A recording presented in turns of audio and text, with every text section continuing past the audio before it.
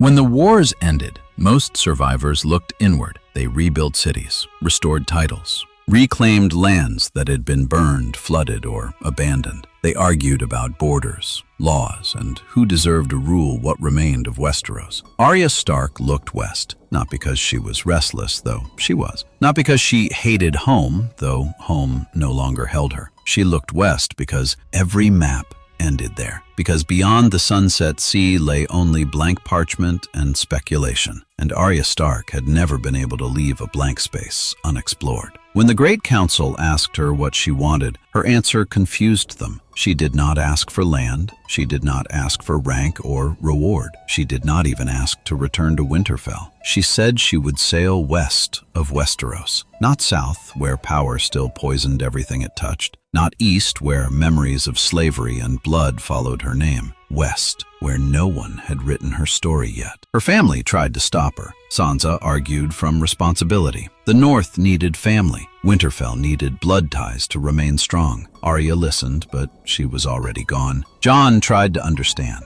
He always had. But even he knew this was not a journey that allowed return. The West was not a road. It was an erasure. Arya had spent her entire life being shaped by other people's expectations. A lady, a hostage, a weapon, a name on a list. Now she wanted something simpler and more terrifying. Choice. The ship she chose was small, smaller than any sensible vessel meant to cross an ocean. 50 feet from bow to stern, one mast, space for maybe 20 sailors if they lived close and trusted each other. The captain, a Braavosi woman with iron-gray hair and scarred hands, assured her it was the right size. Large ships attracted attention. Small ships survived by being forgotten. They provisioned for 2 years. Salted meat, dried fruit, hardtack that could break teeth but survive storms, barrels of water and empty casks for rain, fishing nets. Navigation tools even seasoned sailors admitted might fail if the stars shifted beyond recognition. Everyone involved understood the truth. This was not an expedition. It was a gamble. The crew reflected that reality. Half were Braavosi sailors, hardened by storms and trade routes that ate the careless. The rest were volunteers, former Night's Watchmen, Northerners drawn by rumors, one wildling who claimed distant kinship with Tormund Giantsbane, and a young man from the Reach who insisted he could read stars better than books. Arya took no special position. She hauled ropes,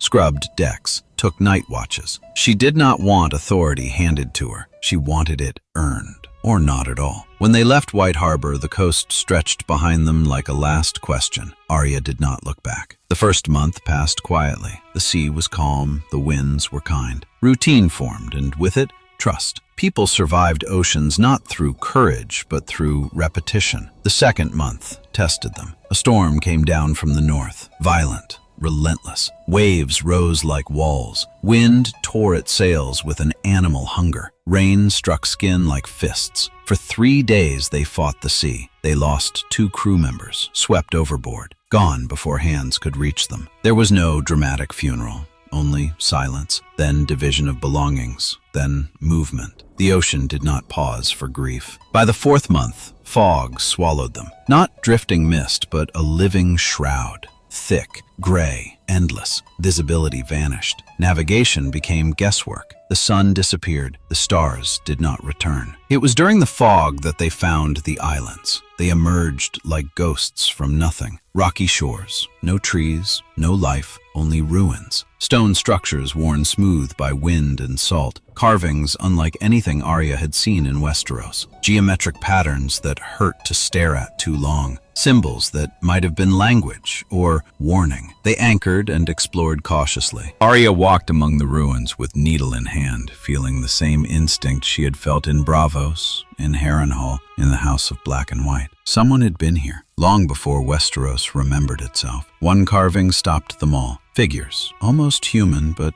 not quite, surrounded by animals. Among them, unmistakable even through erosion, a direwolf. They left before they could study more. Food was running low. The fog did not lift. But Arya sketched everything she saw. Those ruins meant something vital. People had crossed the Sunset Sea before and survived. In the 6th month, the fog broke. Ahead lay land, not islands, but a continent. mountains rising in the distance, forests lining the coast, rivers pouring into the sea. The crew wept openly. They approached slowly, expecting hostility. Instead, they found people, human, thank the gods. The coastal inhabitants reacted with fear, weapons raised, shouting in a language Arya did not know. She went ashore alone, hands empty, weapons sheathed. She brought gifts, salt, fruit, northern wool. It took weeks to communicate. Gestures, drawings, patience, eventually words. The people called themselves the Kulith. Their history was oral, passed through memory and ritual, and that history shattered everything Arya thought she knew. The Kulith spoke of an eastern homeland, a land across the sea where their ancestors once lived, a place of forests and cold and conflict. They spoke of wars between people who could speak to animals and others who could change the world itself, children of the forest. First men, they were describing Westeros. Their ancestors had fled during the Age of Heroes, sailing west to escape endless war. They found this land and never returned. Arya stayed.